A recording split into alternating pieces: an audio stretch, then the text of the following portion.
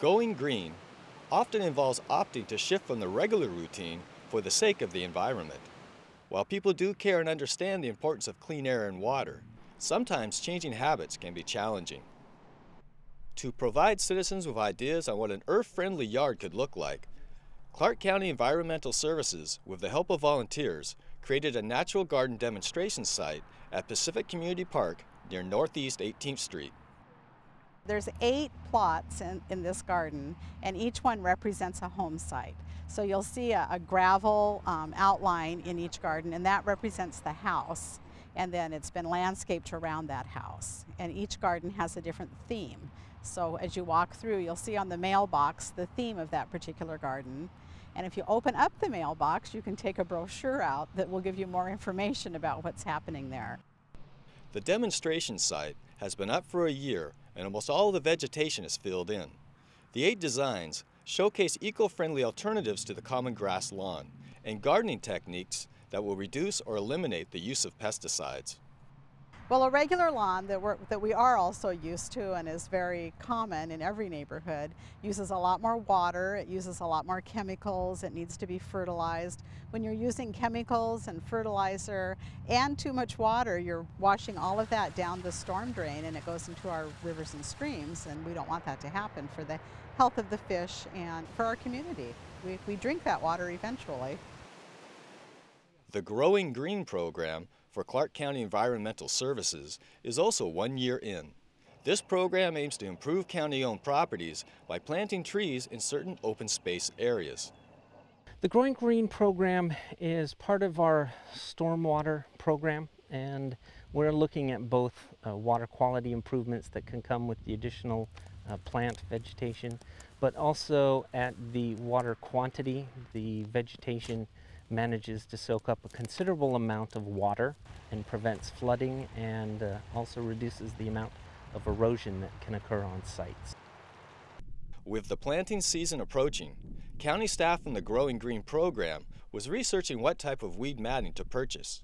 The mat blocks out fast-growing reed canary grass, which can choke out smaller plants.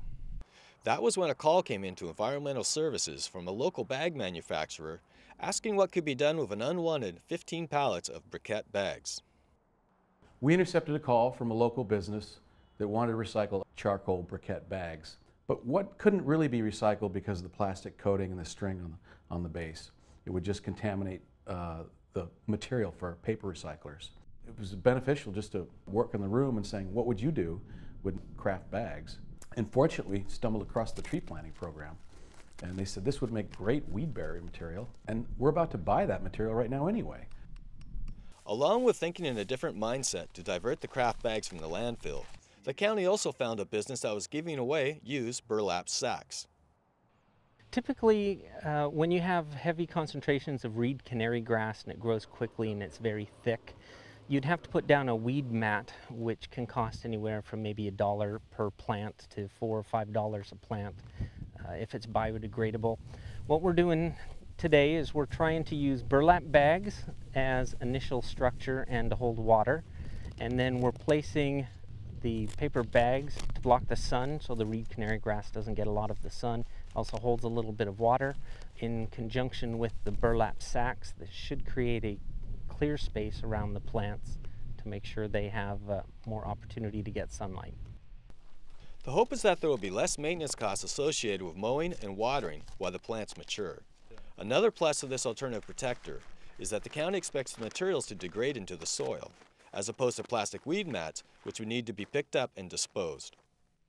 Not all of the sites that we're looking at planting will need this kind of plant protection.